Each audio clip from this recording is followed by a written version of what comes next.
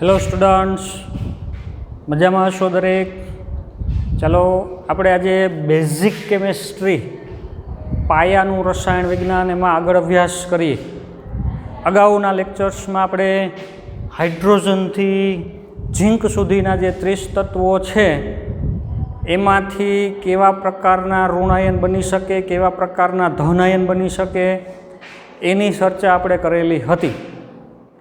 ધનાયન કે ઋણાયન માટે ખાસ વધુ આપણને મદદ કરે એવા 3 તત્વો હિલિયમ, નિયોન અને આર્ગોન. તો આ તત્વો સ્થાયી ઇલેક્ટ્રોન રચના ધરાવે છે. બાહ્ય કક્ષા છે એ પૂર્ણ થયેલી છે, એમાં ઇલેક્ટ્રોનથી ભરાયેલી છે. આજુબાજુના તત્વો છે એ ઇલેક્ટ્રોન મેળવીને એના જેવો પ્રયત્ન કરશે, એના જેવું થવા માટે. બરાબર? જે ઓછો પરમાણુ ક્રમાંક છે એ ઇલેક્ટ્રોન મેળવીને એના જેવું થશે, અને એનાથી આગળનું તત્વ હોય, દાખલા તરીકે નિયમ છે તો સોડિયમ ને મેગ્નેશિયમ જેવા આગળના તત્વો છે એ ઇલેક્ટ્રોન ગુમાવીને ધનાયન છે એ બનીને નિયોન જેવી ઇલેક્ટ્રોન રચના પ્રાપ્ત કરે છે. તો આવા કેટલાક અગત્યના એવા ઋણાયન અને ધનાયન એની ચર્ચા આપણે આના અગાઉના લેક્ચરમાં કરેલી હતી. અહીં મેં તમને ઋણાયનનું એક લિસ્ટ છે એ બનાવ્યું હતું. તમે પણ તમારી નોટબુકમાં નોંધ કરેલી હશે. ચાલો જુઓ જોઈએ કેટલા ઋણાયન લખ્યા હતા. તો સૌથી પહેલાં હાઇડ્રોજનમાંથી બનેલો એક ઋણાયન લખ્યો તો H-. તમને યાદ જ હોવું જોઈએ એનું નામ, હાઇડ્રાઇડ આયન. બીજો હાઇડ્રોજન અને ઓક્સિજન જોડાવાથી અહીં બન્યો તો OH-, હાઇડ્રોક્સાઇડ. બરાબર? એના પછી હાઇડ્રોજનનો ધનાયન અહીં લખેલો હતો પ્રોટોન H+ અથવા H3O+, હાઇડ્રોનિયમ આયન. લિથિયમ ઋણાયન નહીં બનાવે. લિથિયમનો ધનાયન અહીં લખેલો હતો, યાદ કરો, Li+. બેરિલિયમ છે એનો ધનાયન બનશે Be2+. બોરોનનો અગત્યનો ઋણાયન લખેલો હતો અહીં. તમારી નોટબુકમાં જોતા જાઓ, ચેક કરતા જાઓ, નામ યાદ કરતા જાઓ. બોરોનનો ઋણાયન એક બન્યો હતો BO3, બોરેટ. કાર્બન 3 ઓક્સિજન સાથે જોડાય એટલે CO3 અને 2 ઇલેક્ટ્રોન વધારાના મેળવે એટલે CO3 તો એનો એક આયન લખ્યો તો CO3 શું કહેવાય એને? Carbonate ion. એ સિવાય આગળ H લગાડી દો તો એમાંથી થશે બાયકાર્બોનેટ. એની પણ નોંધ આપણે કરેલી હતી. એક આ લખ્યો તો કાર્બન ને નાઇટ્રોજન CN-, સાયનાઇડ આયન. એ પણ નોંધ તમારી નોટબુકમાં તમે કરેલી હશે. નાઇટ્રોજન એના 4 આયન મેં લખાવ્યા હતા તમને. 4 ઋણાયન લખાવેલા હતા, તમારી નોટબુકમાં લખેલા હશે. જુઓ, નાઇટ્રોજનનો ઋણાયન એક N3-, નાઇટ્રાઇડ. પણ 3 નાઇટ્રોજન હોય N3 અને એક વીજભાર આવે માઇનસ તો એઝાઇડ. તો નાઇટ્રાઇડ શું છે, એઝાઇડ શું છે એની નોંધ તમે કરેલી છે. નાઇટ્રોજન ને ઓક્સિજન જોડાવાથી 2 આયન બને છે નાઇટ્રેટ અને નાઇટ્રાઇટ. તો તમને ખબર હોવી જોઈએ, નાઇટ્રેટ એટલે NO3-, નાઇટ્રાઇટ એટલે NO2-, વીજભાર એનો છે. તો 2 આયન આપણે એના લખ્યા હતા અહીં. બરાબર? નાઇટ્રેટ અને નાઇટ્રાઇટ. ઓક્સિજનના પણ મેં તમને 3 આયન છે લખાવેલા હતા. 3 આયન ઓક્સિજનના લખાવ્યા હતા. Oxide, peroxide, super oxide. Oxide કોને કહેવાય? તો O2-. પેરોક્સાઇડ કોને કહેવાય? ઓક્સાઇડ એટલે O ઉપર વીજભાર આવશે 2-, એમ યાદ રાખવાનું છે. પેરોક્સાઇડ હોય તો 2 ઓક્સિજન O2-, અને સુપર ઓક્સાઇડ હોય તો O2-. તો આવા ઓક્સિજનના 3 ion oxide, peroxide, superoxide એ પણ તમારી નોટમાં તમે લખેલા છે. બરાબર? ફ્લોરિન હંમેશા 1 ઇલેક્ટ્રોન મળે એટલે નિયોન જેવી રચના પ્રાપ્ત થઈ જાય. ઓક્સિજનને 2 ઇલેક્ટ્રોન જોઈશ એટલે O2- આવે. પણ ફ્લોરિનને તો એક જ ઇલેક્ટ્રોન જોઈશે એટલે F માઇનસ, એટલે એનો આયન બને ફ્લોરાઇટ. તો અહીં સુધીના ધન આયન 2 3 જે આવતા હતા એ અને ઋણ આયન એ આપણે ગયા લેક્ચર સુધીમાં ભણી ગયેલા છીએ. ચાલો હવે આપણે 11થી આગળ વધીએ. 11 નંબરનું તત્વ છે સોડિયમ. બરાબર, સોડિયમ છે એ શું કરશે? પૂર્ણ રચના પ્રાપ્ત કરવી હોય તો કા નિયોન જેવું થઈ શકે કા આર્ગોન જેવું થઈ શકે. જો નિયોન જેવું થવું હોય તો એને શું કરવું પડશે? એક ઇલેક્ટ્રોન ગુમાવવો પડશે, એટલે Na+ થાય.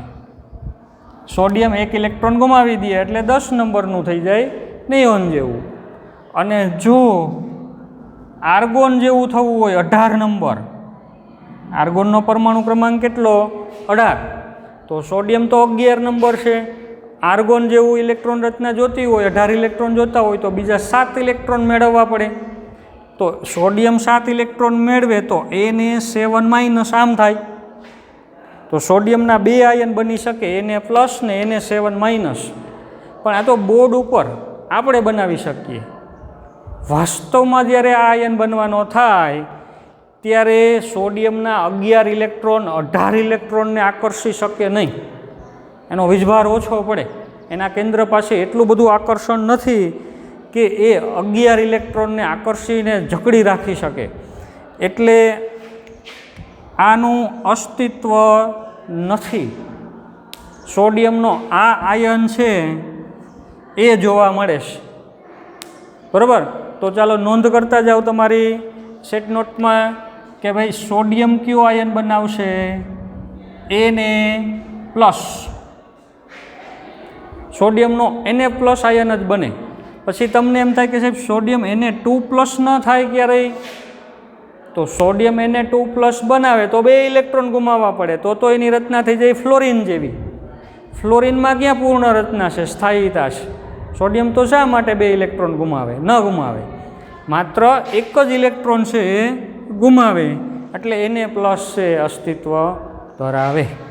ચાલો એના જેવું જ બીજું એના પછીનું સાવ સરળ છે મેગ્નેશિયમ. 12 નંબરનું તત્વ. તમને નંબર તો ખાસ આવડવા જ જોઈએ. મેગ્નેશિયમ કેટલું? 12 નંબરનું.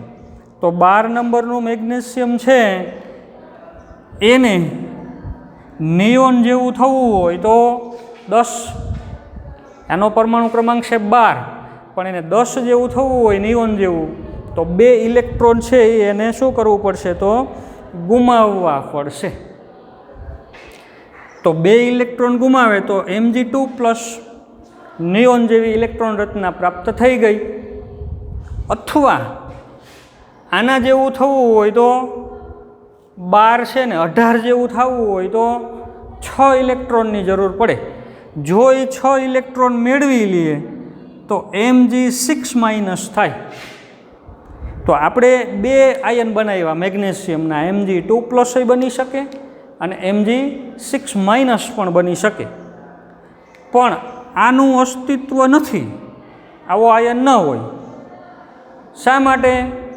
તો હવે તમને ખ્યાલ આવવો જોઈએ કે ભાઈ 12 પ્રોટોન છે એ 18 ઇલેક્ટ્રોનને આકર્ષી શકે નહીં, ઓછા પડે પ્રોટોન, એનું આકર્ષણ બળ ઘટે. આટલા બધા પ્રોટોન છે એ એટલા ઇલેક્ટ્રોનને આકર્ષી શકે નહીં. તો આ શક્ય છે. એટલે મેગ્નેશિયમ શું કરશે? તો મેગ્નેશિયમ 2 ઇલેક્ટ્રોન ગુમાવીને Mg2+ એવો ધન આયન બનાવે છે, Mg2+. ચાલો આના નામે આપણે લખીએ. આને શું કહેવાય? Na+ ને નામ એનું ચાલો યાદ કરો. નામ ધનાયનના નામકરણ માટે મેં તમને શું શીખવાડ્યું હતું?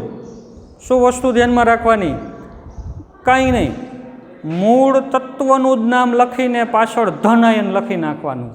આને કહેવાય સોડિયમ ધનાયન.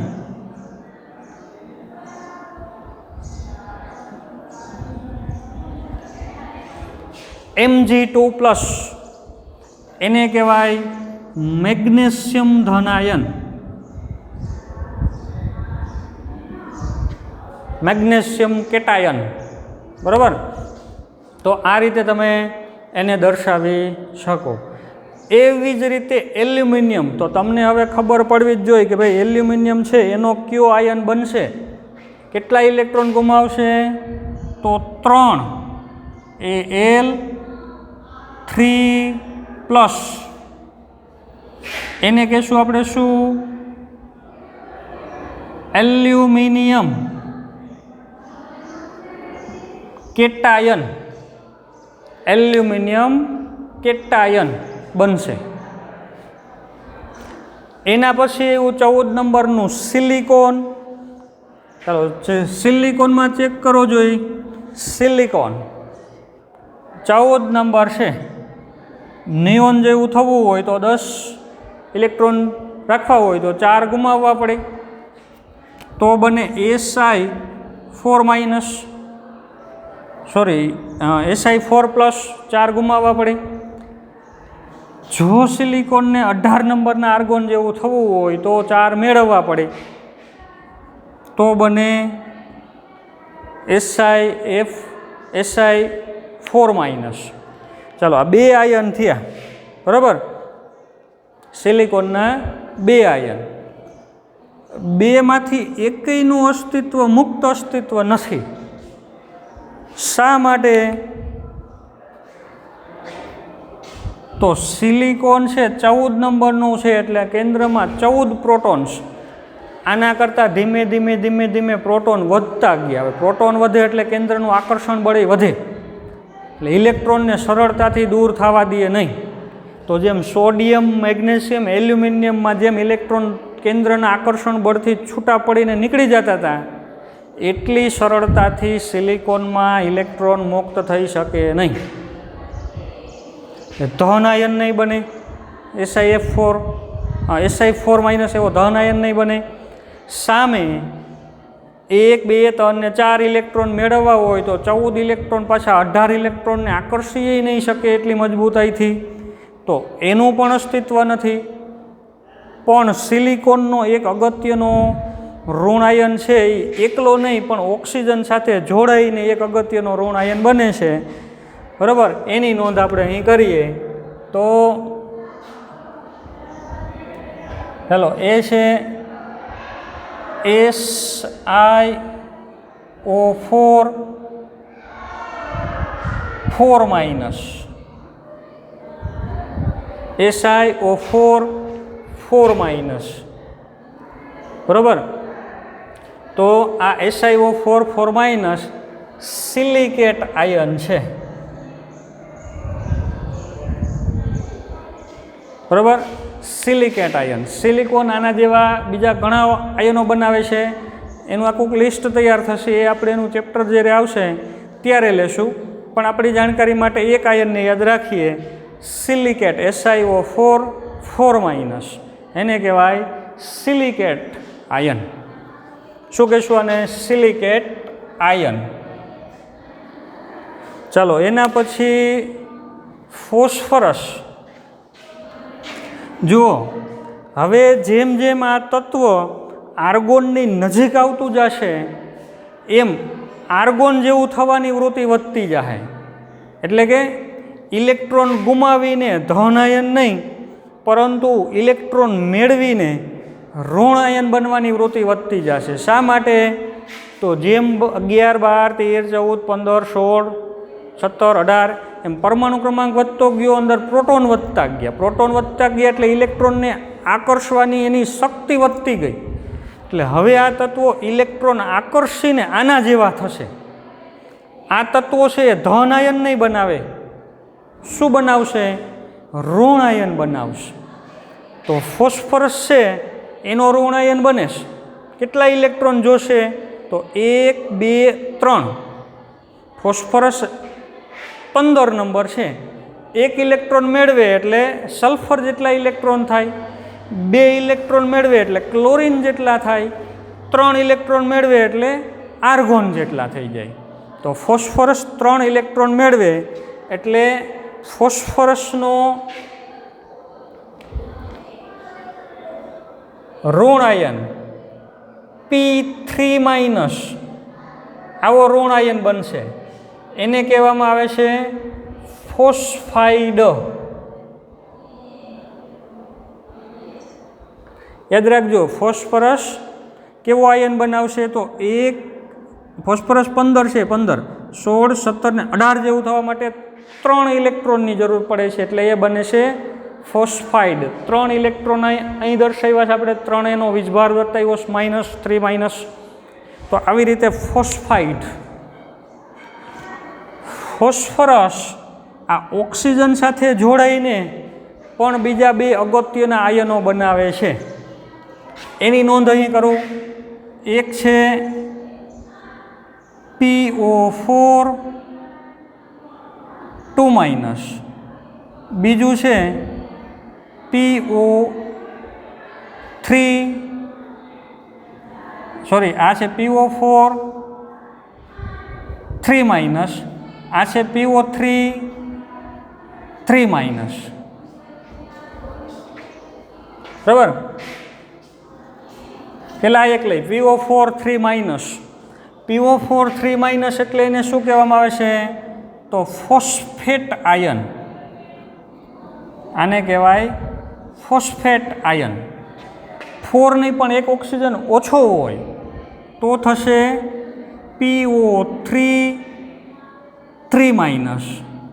એને કહેવાય ફોસ્ફાઇટ આયન. ફોસ્ફાઇટ આયન. તો આવી રીતે ફોસ્ફરસના 2 અગત્યના ઓક્સિજન સાથેના આયનો છે ફોસ્ફેટ અને ફોસ્ફાઇટ. ચાલો હવે મને એક આયન હું તમને નામ આપું, આયન તમને બનાવતા આવડતો હોવો જોઈએ. બાયફોસ્ફેટ.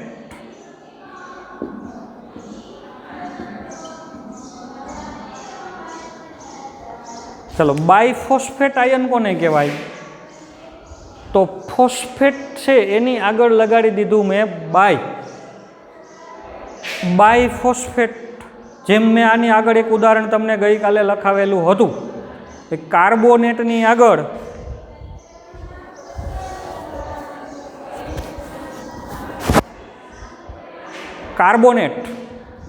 કાર્બોનેટની આગળ એક H+ લગાડી દો. આ પ્રોટોન અહીંયા આપણે લખ્યો તો H+, એનો પ્રોટોન હાઇડ્રોજન H+ લગાડી દો એટલે બની જાય બાયકાર્બોનેટ.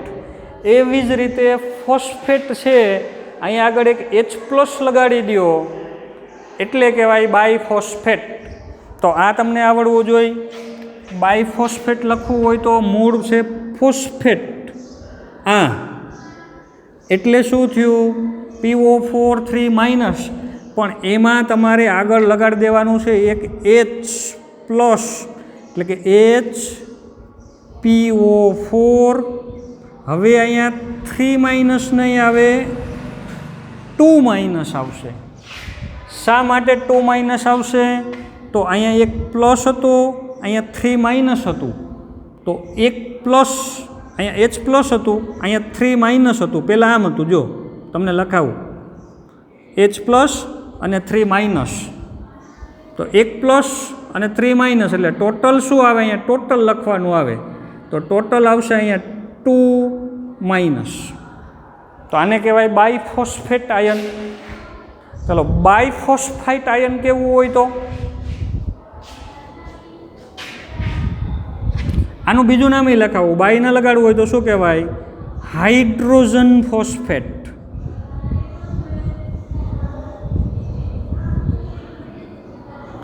આને હાઇડ્રોજન ફોસ્ફેટ આયન નહીં કહેવાય, હાઇડ્રોજન ફોસ્ફેટ આયન.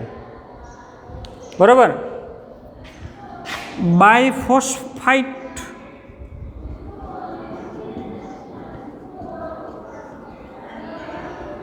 આયન તમને એમ પૂછે કે ભાઈ બાયફોસ્ફાઇટ આયન કેવો હોય તો ફોસ્ફાઇટને યાદ કરવાનો. ફોસ્ફાઇટ એટલે આ PO3 3-, એની આગળ H લગાડો તો HPO3 2-. HPO3 2- એટલે કે બાયફોસ્ફાઇટ આયન. બરાબર. ફોસ્ફાઇટની આગળ બાય એક લગાડવું છે એટલે H લગાડી દેવાનો, તો એને કહેવાય બાયફોસ્ફાઇટ આયન, અથવા એને કહેવાય હાઇડ્રોજન ફોસ્ફાઇટ આયન. હાઇડ્રોજન ફોસ્ફાઇટ આયન, બરાબર. આવી રીતે હવે કદાચ હજી હું એક H ને લગાડી દઉં તો અહીંયા એક હજી H લગાડી શકું. જો એક તો છે, હજી એક H લગાડી દઉં તો H2PO3. હવે 2 માઇનસ નહીં વધે, હવે ખાલી માઇનસ વધશે. જોજો 2 માઇનસ, અહીંયા ખાલી કેમ માઇનસ આવ્યું? તો આગળ એક H પ્લસ લગાડી દીધો એટલે એક વીજભાર અહીંયા ઓછો થઈ ગયો, એક પ્રોટોન લગાડી દીધો અહીંયા, H ના H2 થઈ ગયા. આને શું કહેવાય? આને કહેવાય હાઇડ્રોજન ફોસ્ફાઇટ. હાઇડ્રોજન ફોસ્ફાઇટ. તો આમાં તો 2 હાઇડ્રોજન છે, તો આને કહેવાય ડાયહાઇડ્રોજન ફોસ્ફાઇટ આયન.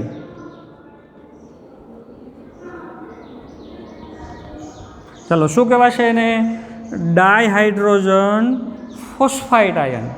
હવે કદાચ તમને પ્રશ્ન થાય કે સાહેબ હજી એક લગાડી દો, તો કદાચ હજી એક લગાડી દઉં તો H3PO3 થઈ ગયું, વીજભાર નીકળી જ જાય સાવ. તો આયન નહીં, સંયોજન બની જાય, તટસ્થ સંયોજન phosphoric acid, phosphorus acid, H3PO3 phosphorus acid સંયોજન બની ગયું. આવા સંયોજનો આપણે આના પછી લેશું જ્યારે આયનો પૂરા થાય ત્યારે. એટલે આપણે હવે આવા સંયોજન અત્યારે નહીં બનાવીએ, માત્ર આયન જ બનાવશું. તટસ્થ સંયોજન છે એ આપણે આયનોને જોડીને પછી બનાવશું.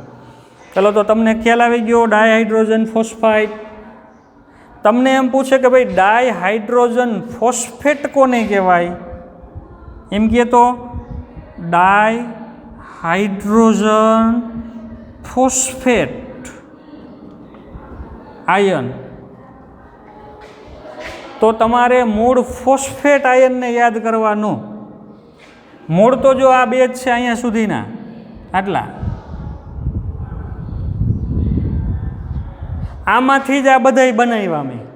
તો તમારે પરફેક્ટ યાદ રાખી લેવાનું. Phosphate FPO4 3-.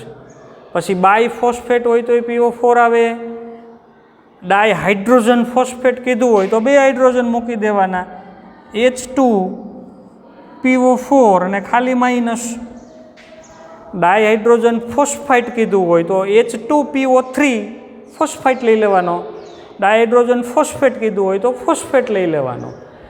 આ ગોખવા ન પડે, યાદ ન રાખવા પડે, એ તો આની ઉપરથી જ આવી જાય. આ બધાય આ જે છે એ બધા આ બંનેમાંથી બનાવેલા છે, બરાબર. આગળ એક H લગાડો એટલે બાય અથવા તો હાઇડ્રોજન ફોસ્ફેટ, 2 H લગાડો તો H2PO4- ડાયહાઇડ્રોજન ફોસ્ફેટ. આને H લગાડો તો હાઇડ્રોજન ફોસ્ફાઇટ, 2 H લગાડો તો ડાયહાઇડ્રોજન ફોસ્ફાઇટ. આવા આયન છે એ તમે આમાંથી જ બનાવી શકો. આમાંય બની શકે. આને આગળ H લગાડો તો બાયફોસ્ફાઇડ કહેવાય, 2 H લગાડો તો ડાયહાઇડ્રોજન ફોસ્ફાઇડ કહેવાય, એનોય આયન બને, બરાબર. એવી રીતે તો આ થયા ફોસ્ફરસના 15 નંબરનું ફોસ્ફરસ છે એના અગત્યના એવા કેટલાક ઋણ આયન છે એની નોંધ મેં તમને કરાવી. ચાલો હવે આપણે એનાથી આગળ જઈએ. 16 નંબર. 16 નંબરનું કોણ છે? સલ્ફર. 16 નંબરનું તત્વ છે સલ્ફર. તો ભાઈ સલ્ફરને સ્થાયી થવું છે, ઇલેક્ટ્રોન જે રચના એને પૂરી કરવી છે, તો એના માટે એને આર્ગોન જેવી ઇલેક્ટ્રોન રચના પ્રાપ્ત કરવી તો સ્થાયી થવાય.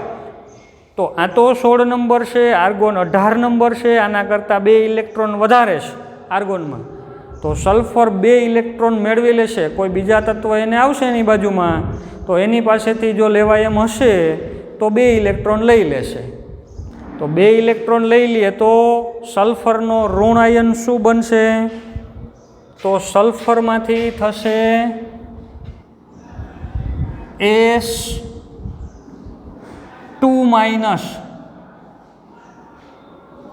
ચાલો આવો ઋણ આયન થયો S2-, એટલે કે શું કહેવાય એને? જેમ આપણે આગળ ભણ્યા હતા એમ હાઇડ્રોજનમાંથી હાઇડ્રાઇડ, ઓક્સિજનમાં નાઇટ્રોજનમાંથી નાઇટ્રાઇડ, ઓક્સિજનમાંથી ઓક્સાઇડ, ફ્લોરિનમાંથી ફ્લોરાઇડ, બધાયમાં ડ હશેલે આવે. જો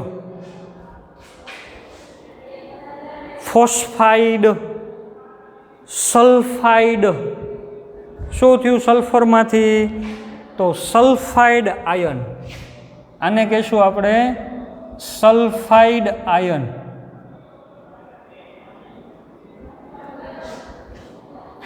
સલ્ફાઇડ. પછી આના જેવા બીજા બે આયન પણ અગત્યના છે. સલ્ફાઇડ એટલે એકલો સલ્ફર. હવે સલ્ફરને ઓક્સિજન જોડાય તો એમાંથી SO4-, આવો આયન બને છે એક અગત્યનો. અને બીજો SO3-,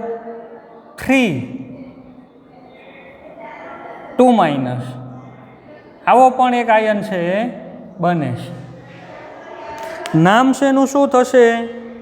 તો એનું નામ છે આના જેવું ફોસ્ફેટ અને ફોસ્ફાઇટ. જેમ આપણે નાઇટ્રોજનમાંથી બે બનાવ્યા હતા નાઇટ્રેટ, નાઇટ્રાઇટ. ફોસ્ફરસમાંથી બે બનાવ્યા ફોસ્ફેટ, ફોસ્ફાઇટ. એવી રીતે સલ્ફરમાંથી બનાવશું સલ્ફેટ અને સલ્ફાઇટ. તો બે આયન બન્યા આવા સલ્ફેટ અને સલ્ફાઇટ. હવે આ જે બે આયન છે સલ્ફેટ અને સલ્ફાઇટ, એમાંથી આના જેવા બીજા ઘણા આયન બનાવી શકાય. દાખલા તરીકે આની આગળ હું લગાડી દઉં સલ્ફેટની આગળ બાય લગાડી દઉં તો બાય સલ્ફેટ આયન. તો એ કેમ બને તમને આવડવો જોઈએ. બાય સલ્ફેટ કોને કહેવાય? ડાય અથવા બાય સલ્ફાઇટ.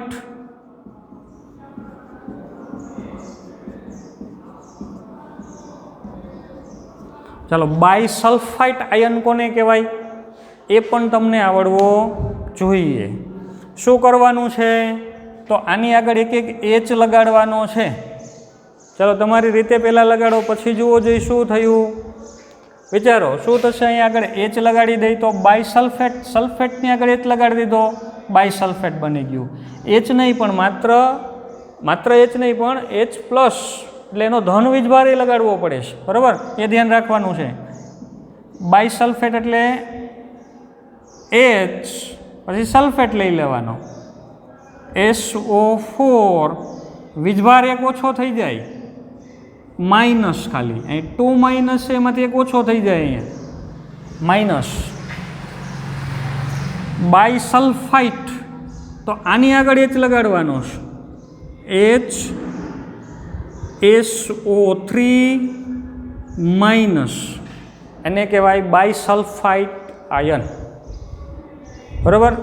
તો સલ્ફરમાંથી આવી રીતના આવા આયન છે એ બનાવી શકાય. ચાલો એના પછી જોઈએ આપણે ક્લોરિન. ક્લોરિન છે એના આયન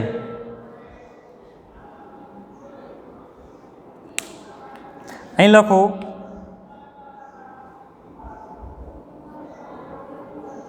Cl-. અહીં જગ્યા મેં રાખી છે જાણી જોઈને, બીજા ક્લોરિન આયન લખાવા છે એટલે.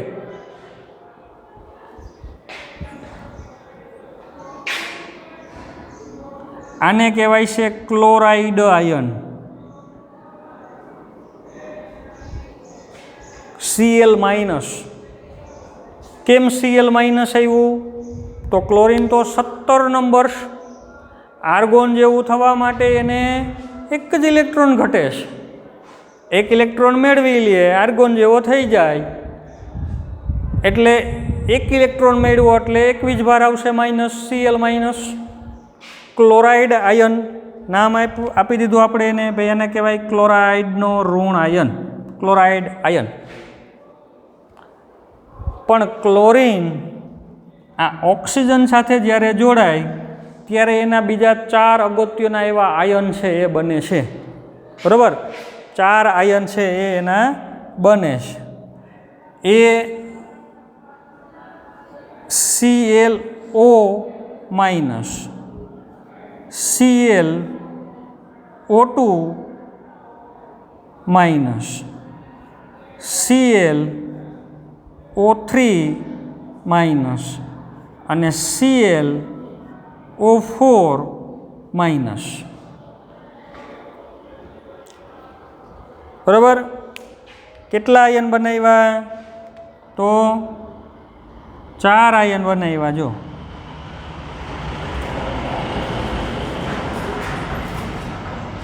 સ્પષ્ટ એકબીજાથી અલગ પડે એટલા માટે દર્શાવું છું. અને આ ક્લોરાઇડ શું એ હોતે ગણી લઈ તો 5. તો ક્લોરીનના 5 આયન મેં લખ્યા અહીં. ક્લોરાઇડ ખાલી એકલો હોય તો ક્લોરાઇડ એકલો હોય તો આપણે એમ જ લખીએ છીએ હાઇડ્રાઇડ, છેલ્લે ડ આવે, હાઇડ્રાઇડ, નાઇટ્રાઇડ, ઓક્સાઇડ, ફ્લોરાઇડ, ડ જોજો છેલ્લે ડ આવશે એકલો હોય તો. ફોસ્ફાઇડ, સલ્ફાઇડ, એમાં ક્લોરાઇડ, તો ક્લોરાઇડ આયન. પણ ઓક્સિજન સાથે જોડાયેલો હોય તો ટ આવે છેલ્લે, ટ. આ કોઈ નિયમ નથી, એક સંયોગ તમને કહું છું, બરાબર. ટ. દાખલા તરીકે નાઇટ્રોજનના નાઇટ્રેટ, નાઇટ્રાઇટ 2 લખ્યા હતા ને. ફોસ્ફરસના ફોસ્ફેટ, ફોસ્ફાઇટ, એટ અને આઇટ છેલ્લે લાગે. ફોસ્ફેટ, ફોસ્ફાઇટ, ફોસ્ફેટ, ફોસ્ફાઇટ, આ 2 લખ્યા. સલ્ફરના એવા 2 આવ્યા હતા પાછા, સલ્ફેટ, સલ્ફાઇટ, ટ આવે છે એટલે શું આવે છે? ટ. સલ્ફેટ, સલ્ફાઇટ. એવી જ રીતે ક્લોરીનમાં પણ ટ આવે એવા 2 આયન એના. જો આ વચ્ચેના 2 ક્લોરેટ અને ક્લોરાઇટ,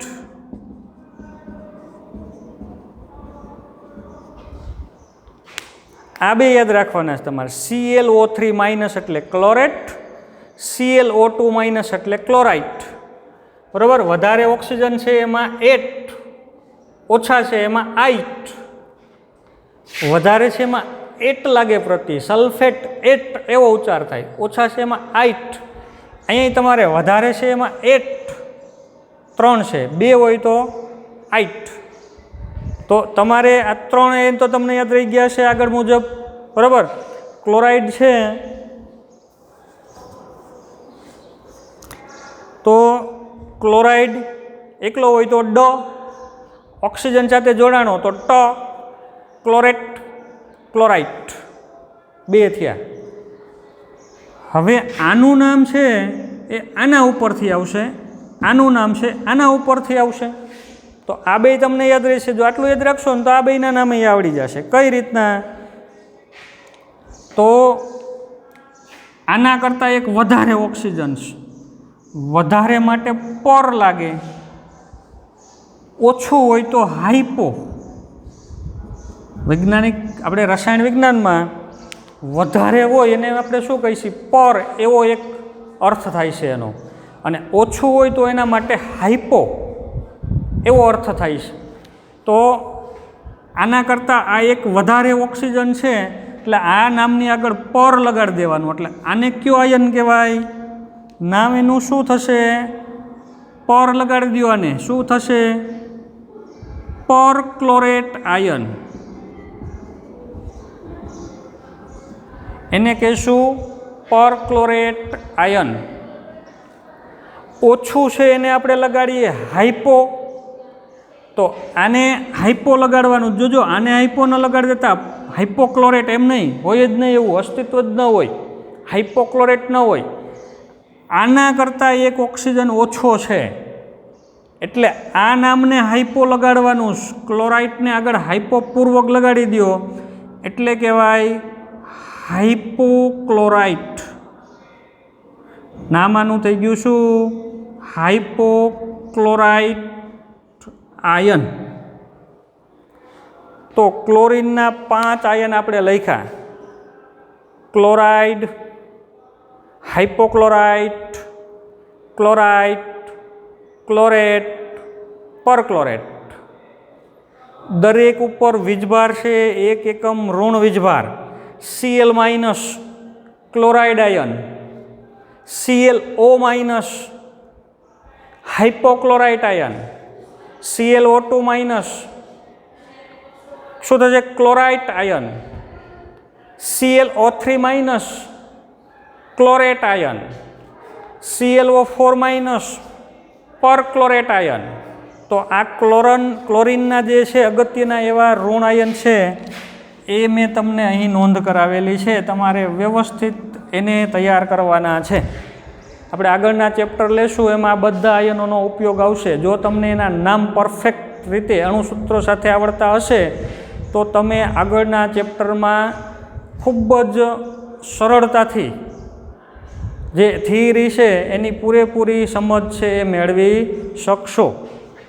ચાલો, હવે 18 નંબરનું આવી ગયું આર્ગોન. એ તો ભાઈ સ્થાયી છે એકદમ, એને ઇલેક્ટ્રોન વધારે નથી, ઓછા નથી, ઇલેક્ટ્રોન મેળવશે નહીં, ઇલેક્ટ્રોન ક્યારેય ગુમાવશે પણ નહીં. એટલે કે નિષ્ક્રિય તત્વ, નોબલ ગેસીસ તરીકે અસ્તિત્વ ધરાવે છે. બરાબર. ચાલો, એના પછી લઈ પોટેશિયમ 19 નંબરનું. તો એને આર્ગોન જેવું થવું છે, એવી સ્થિતિ પ્રાપ્ત કરવીશ, ઇલેક્ટ્રોન રચના પ્રાપ્ત કરવીશ તો એ તો સરળતાથી કરી શકશે. શું કરશે? 1 ઇલેક્ટ્રોન ગુમાવી દેશે. આવા ક્લોરીન જેવાને જરૂર છે. જો કોને આપશે ઇલેક્ટ્રોન? તો આવા બીજા તત્વો એની બાજુમાં આવે. દાખલા કે ક્લોરીન આવ્યો તો એને જોઈએ છે, સલ્ફર આવ્યો તો એને જોઈએ છે, ફોસ્ફરસ આવ્યો તો એને ઇલેક્ટ્રોન જોઈએ છે. તો આવા તત્વોની બાજુમાં જ્યારે પોટેશિયમ આવી જશે તો એને ઇલેક્ટ્રોન આપી દેશે. હવે પોટેશિયમ ઇલેક્ટ્રોન આપશે એટલે શું બનશે? એનો ઇલેક્ટ્રોન આપવાથી ઇલેક્ટ્રોન ગુમાવે એટલે પોતાનું થઈ જાય ધન આયનમાં રૂપાંતરણ. તો એમાંથી થઈ જશે K+ આયન. તો એ આપણે ધન આયનના પેજમાં લખજો તમે. આને કહેવાય પોટેશિયમ કેટાયન. પોટેશિયમનો ધન આયન અથવા તો પોટેશિયમ કેટાયન. એવી જ રીતે 20 નંબરનું તત્વ છે કેલ્શિયમ. 20 ઇલેક્ટ્રોન છે એની કક્ષાઓમાં, પણ એને તો 18 જ રાખવા છે કારણ કે આર્ગોન જેવી ઇલેક્ટ્રોન રચના પ્રાપ્ત કરવીશ તો રાખવાની ઈચ્છા છે 18 ઇલેક્ટ્રોન, પોતાની પાસે છે 20 ઇલેક્ટ્રોન. તો પોતે શું કરશે? તો આવા જેવા ઇલેક્ટ્રોનને જરૂરિયાતવાળા તત્વો એની બાજુમાં આવશે એટલે તરત જ પોતાની કક્ષાઓમાંથી 2 ઇલેક્ટ્રોન છે એને આપી દેશે. જે બાહ્ય કક્ષા છે એમાંથી એને 2 ઇલેક્ટ્રોન ગુમાવી દેશે પોતે. અને 2 ઇલેક્ટ્રોન ગુમાવવાથી કેલ્શિયમનું થશે Ca2+.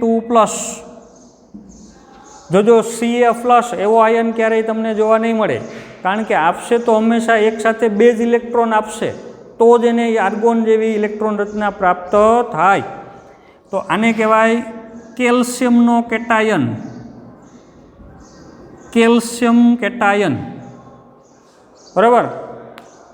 તો આજે આપણે વિદ્યાર્થી મિત્રો 11 નંબરથી 20 નંબર સુધીના જે 10 તત્વો છે એના અગત્યના હોય એવા કેટલાક ઋણ આયન અને કેટલાક ધન આયન છે એની ચર્ચા આપણે કરી. ચાલો એકવાર ઝડપથી જોઈ લઈ. SiO4 વીજભાર ખૂબ અગત્યનો છે. કેટલા ઓક્સિજન છે, કેટલો વીજભાર છે એ પરફેક્ટ તમને યાદ રહેવો જોઈએ.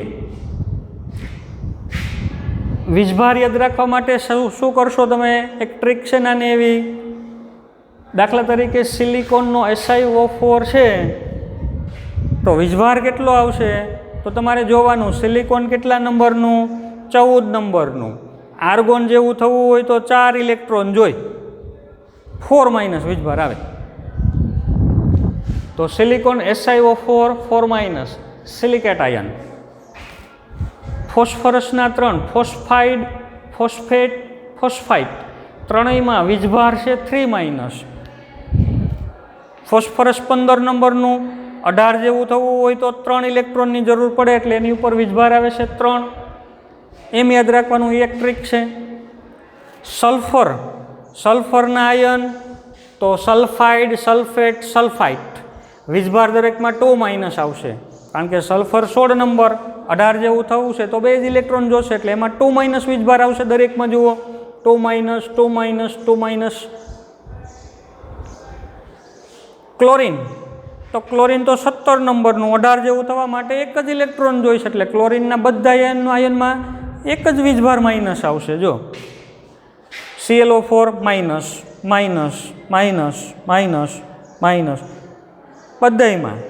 ઓક્સિજન અલગ હોય પણ વીજભાર તો દરેકમાં એક જ સરખો માઇનસ જ આવે છે. તો આ એક રીત છે યાદ રાખવા માટેની, બરાબર. નાઇટ્રોજન હોય તો એમાં N3- એવો વીજભાર આવે છે, ઓક્સિજનમાં O2- એવો વીજભાર આવે છે, ફ્લોરિનમાં માઇનસ આવે છે, એવી રીતનો. તો આ 11 થી 20 નંબરના તત્વોના જે અગત્યના એવા ઋણાયન અને ધનાયન છે એની નોંધ આપણે અહીં કરેલી છે. ચાલો વિદ્યાર્થી મિત્રો, તો તમારી નોટમાં તમે સરસ મજાની રીતે ઉતારેલું હશે. આગળનું છે એ પણ તમે વ્યવસ્થિત તૈયાર રાખજો. આના પછીના આવે જે આપણે લેક્ચર લઈશું એમાં 21 થી 30 સુધીના અગત્યના એવા ધનાયન કે ઋણાયનની ચર્ચા કરીને પછી આપણે ઋણાયનને ધનાયનને જોડીને એમાંથી અગત્યના એવા સંયોજનો છે એ પણ તમને કડકડાટ રીતે સરળતાથી આવડી જાય એવા પ્રયત્નો કરવાના છે. તો દરેક વિદ્યાર્થીને ખાસ વિનંતી કે આ જે નામ છે એ પરફેક્ટ રીતે આવડવા જોઈએ, તો આગળનો રસ્તો એકદમ સરળ છે. જો આ નામ પાકા કરવામાં થોડીક આળસ કરી તો આવનારા દિવસો ધીમે ધીમે વધુ ને વધુ કઠિન થતા જશે, બરાબર. તો વાત તમે મારી સમજી ગયા હશો કે ભાઈ તમારે સરળતાથી કેમિસ્ટ્રી આખું વર્ષ સુધી શીખવું હોય, હાર્ડ ન લાગે એ રીતે, તો શરૂઆતથી જ જેટલું કહેવામાં આવે એટલું પરફેક્ટ રીતે તૈયાર કરવું પડશે. ચાલો આજના લેક્ચરમાં આપણે આટલું રાખીએ, મળીશું પાછા આવતા લેક્ચરમાં. Thank you.